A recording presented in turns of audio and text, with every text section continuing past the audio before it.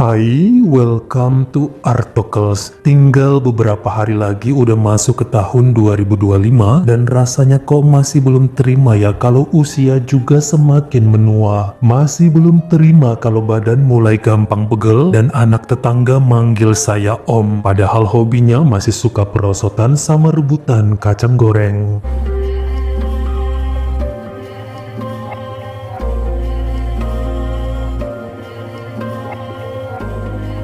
Karsa Ismoyono lahir tahun 1987 di Kabupaten Sragen, Jawa Tengah dan merupakan anak sematawayang dari orang tuanya. Mamanya meninggal saat melahirkan dia, jadi Karsa tidak bisa ingat atau mengenal sosok ibu yang membawanya ke dunia. Dia dibesarkan dengan ayahnya yang bernama Marsudi dan menetap di Sragen sampai tahun 2000. Setelahnya, Pak Marsudi sempat pindah-pindah, tapi yang paling lama adalah tinggal di Cikarang, lalu ke Tambun, Bekasi. Dia ngikut sama adiknya yang merupakan pengusaha ayam potong dan memiliki 3 cabang kedai soto. Bahkan pada tahun 2007, Karsa dikuliahkan oleh pamannya yang pengusaha tadi di kampus Presiden Cikarang sampai wisuda di tahun 2011. Nah, saat masih mengenyam masa pendidikan kemarin, sebenarnya Karsa ditinggal oleh ayahnya karena Marsudi merantau ke negara Mongolia sebagai tenaga kontrak pengurus karantina hewan domba. Tapi Karsa emang rajin teleponan dengan ayahnya untuk saling menanyakan kabar. Harusnya pada akhir tahun 2014 Marsudi habis kontrak, tapi entah gimana ceritanya dia malah bekerja bidang lain di sana, tepatnya di kota Ulaanbaatar. Sementara di Bekasi, Karsa mulai berkarir bidang IT sekaligus menjalani hobinya sebagai fotografer. Dia juga masih ngebantu beberapa usaha milik pamannya sampai ke Kerawang, Subang, serta Purwakarta.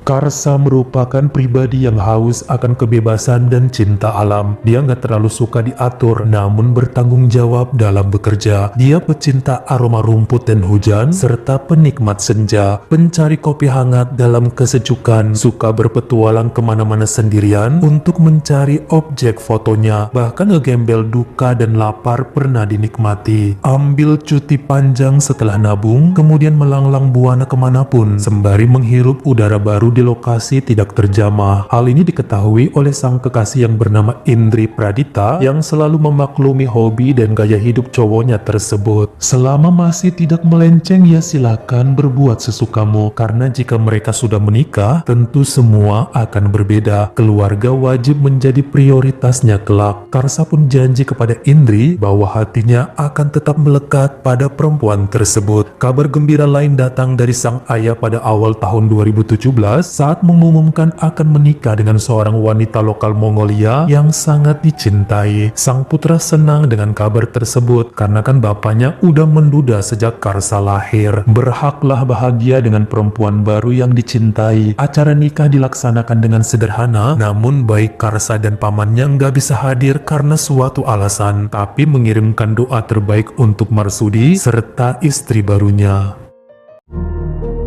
Buat kamu yang pada baik hati dan manis, jangan meringis karena saya mau promoin channelnya Mabar Kriminal yang pasti bikin kalian ngerasa puas dengan penyajian tanpa batas di luar imajinasi terliar kamu semua. Kehadirannya bikin gelora detektif langsung nyembur tumpah-tumpah dari sanubari karena ditampilkan secara berani, runut, serta tanpa halu-halu fata morgana. Langsung aja melesat ke channelnya Mabar Kriminal sehabis menyimak kasusnya Bang Arto ini, karena kamu diundang secara eksklusif buat ikut deg-degan menikmati atmosfer menegangkan channelnya Mabar Kriminal.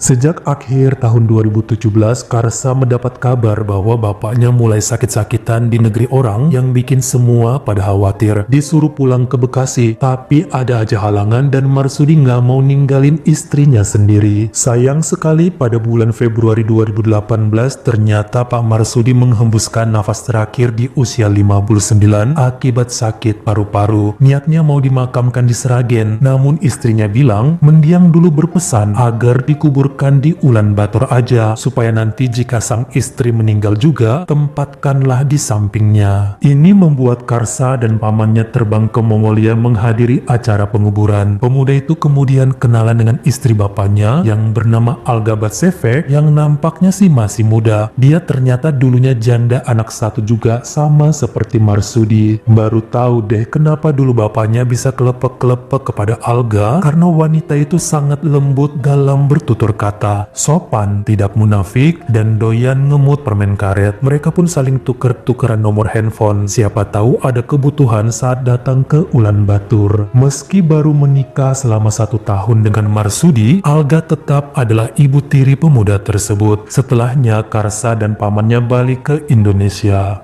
Setahunan berjalan sampai kemudian Karsa melakukan pertunangan dengan Indri. Namun sebelum menikah, lelaki itu minta izin untuk berpetualang sekali lagi menikmati beberapa negara yang pernah dikunjungi sebagai objek kepuasan jiwanya. Dia pun pamit kepada Indri karena selama sebulan penuh di April 2019 akan mengunjungi India, Vietnam, lalu ke Mongolia untuk berziarah ke tempat Bapak. Dia berjanji akan balik ke Bekasi sebelum Ramadan. Berangkatlah Karsa di hari Selasa tanggal 2 April 2019 dan selalu menelpon sang tunangan sembari ngirim beberapa foto petualangannya terkhusus saat berada di India. Pada hari Minggu tanggal 14 April 2019, Karsa sudah tiba di Ulaanbaatar, Mongolia dengan menginap di salah satu hotel kecil lalu berziarah ke makam sang ayah. Setelah itu dia iseng mengirim pesan pada ibu tirinya, siapa tahu bisa ketemu sekedar ngopi yang langsung disetujui.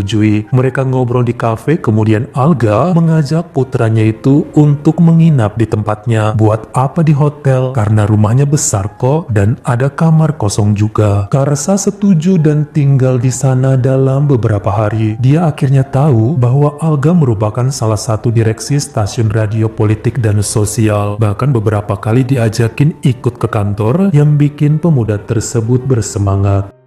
Di rumah ibunya ternyata ada adik tirinya, putri Alga dari pernikahan pertama yang bernama Lupin berusia 23 tahun. Sama seperti mamanya, ternyata Lupin juga sangat lembut, pecinta seni, dan baru lulus kuliah ilmu filsafat. Semakin akrab, bahkan beberapa kali gadis itu menjadi objek foto dari Karsa. Baru kenal semingguan aja udah seru banget. Namun ada getar-getar aneh yang dirasakan oleh Karsa setiap kali ngobrol dengan mama tirinya. Gerak bibir, olah tubuh, dan aroma dari Alga bener-bener bikin jantung pemuda itu berdegup hebat, seakan pengen meluk dan mencium dari belakang. Bahkan setiap berpapasan di rumah dan kena lempar senyuman manis, rasanya ada yang meronta-ronta dari balik celana serta sanubari. Malah sekarang seandainya sang tunangan nelfon suka dicuekin. Padahal si Indri cuma mau nanyain kapan cowoknya pulang. Katanya sebelum Ramadan. Lah ini udah akhir April kok belum cari tiket. Jawaban Karsa cuma bilang, iya, nanti.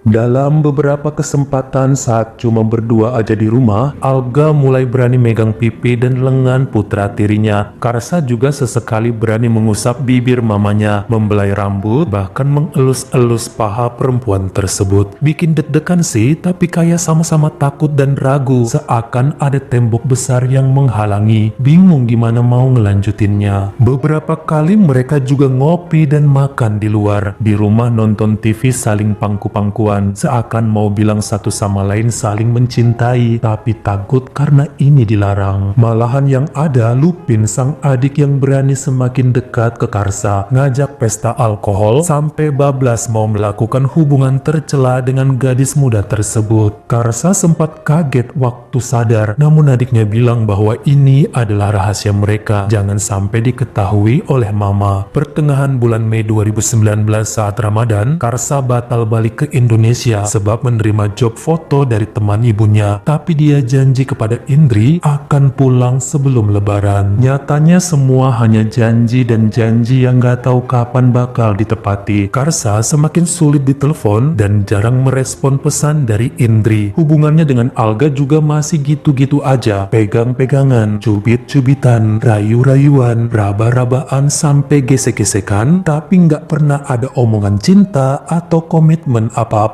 Belum pernah juga berhubungan badan.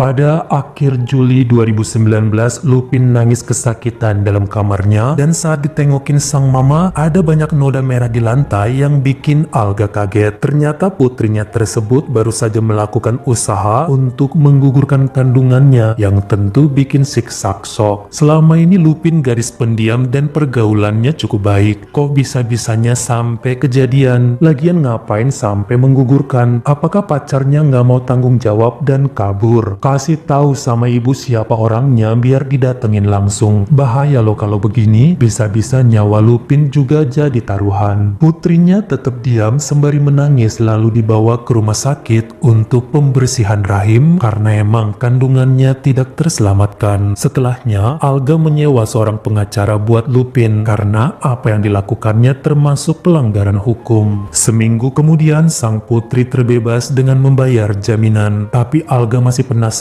siapa laki-laki yang harusnya bertanggung jawab. Lupin pun mengaku bahwa itu perbuatan abang tirinya yaitu Karsa. Namun mereka melakukan dalam kondisi mabuk 3 bulan yang lalu. Karsa sempat kaget karena ngerasa bersalah. Makanya Alga mulai mendiami putrinya dan gak pernah lagi saling colek-colekan dalam rumah. Entah cemburu atau marah karena telah menghamili putrinya. Keadaan canggung bikin Karsa mulai gak bertahan. Dia pun izin sama Lupin dan mamanya akan pulang ke Indonesia dalam waktu 2 minggu lagi.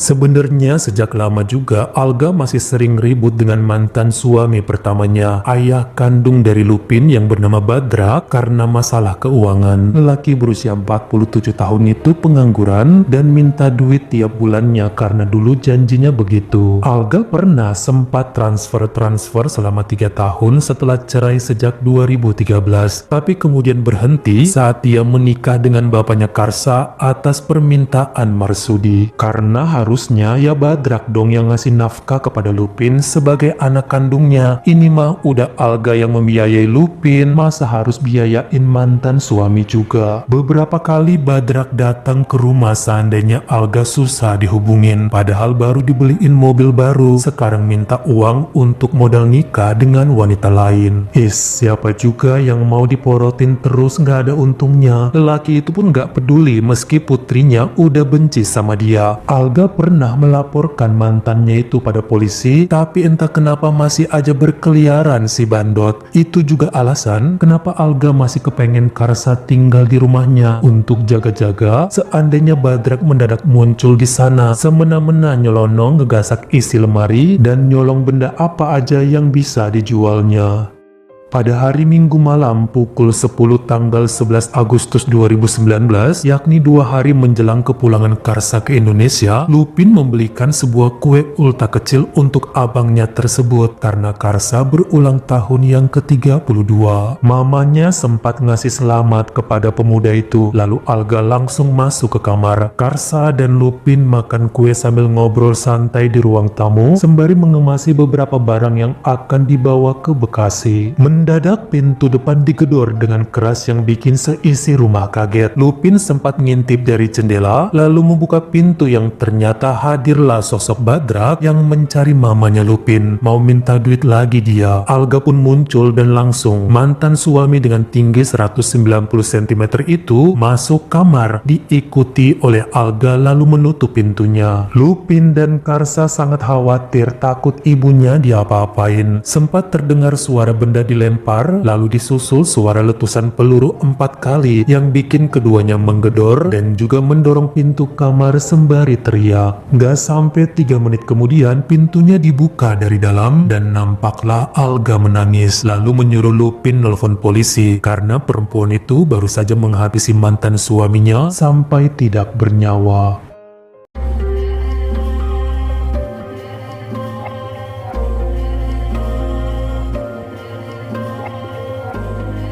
Dengan kejadian ini ternyata Karsa membatalkan kepulangan sementara untuk memberi dukungan bagi ibu dan adiknya. Pihak kepolisian emang sempat menahan ketiganya karena mengira Karsa dan Lupin juga bersekongkol untuk menghabisi Badrak. Namun setelah diperiksa lebih dalam, akhirnya terbukti hanya Alga pelakunya. Menurut perempuan berusia 49 tahun itu, dia udah capek diperas terus bertahun-tahun sama Badrak. Alasan kenapa dulu cerai, ya Alga karena dia mau kondo. Bahkan untuk nanya kabar atau ngantar jemput sekolah putrinya aja ogah dari dulu. Gak ada tanggung jawabnya, jadi buat apa dipertahanin? Menurut pengacara Ulzi Saikan yang membela Alga, ini juga yang menjadi inti permasalahan dari kemarin-marin. Kenapa sudah berulang kali lapor polisi mengenai pemerasan serta ancaman yang dilakukan Badrak, tapi dia nggak pernah ditahan? Apa harus turun tangan sendiri ya rakyatnya? Baru polisi sadar bahwa Alga sudah jenuh dengan perbuatan yang dilakukan oleh mantan suaminya. Si Lupin aja jijik ngelihat bapak kandungnya, padahal darah daging sendiri. Apalagi Alga yang diporotin, padahal nggak ada kewajiban menafkahi laki-laki seperti dia. Emang sih waktu nikah ada perjanjian di atas kertas bahwa selama mengarungi bahtera rumah tangga, Alga yang akan cari duit karena dia dulu bucin, padahal sejak pacaran si Badrak udah nganggur. Tapi perjanjiannya nggak pakai materai, jadi tidak berkekuatan hukum. Kemarin-marin juga ditransfer atas dasar kasihan aja, kok malah jadi keenakan dan suka mengancam. Menurut cerita dari Alga di malam kejadian, sebenarnya Badrak udah bolak-balik nelpon seharian mau minta uang untuk terakhir kali. Tapi perempuan itu nolak karena udah sering gitu. Bilang yang terakhir tetap aja datang dan maksa minta lagi. Tuman, lelaki itu sempat ngirim pesan akan datang ke rumah Alga buat membakar semua isinya. Dikira cuma ngancem, ternyata datang beneran. Makanya saat Badrak muncul di ruang tamu langsung disuruh masuk kamar biar ngomong dengan serius.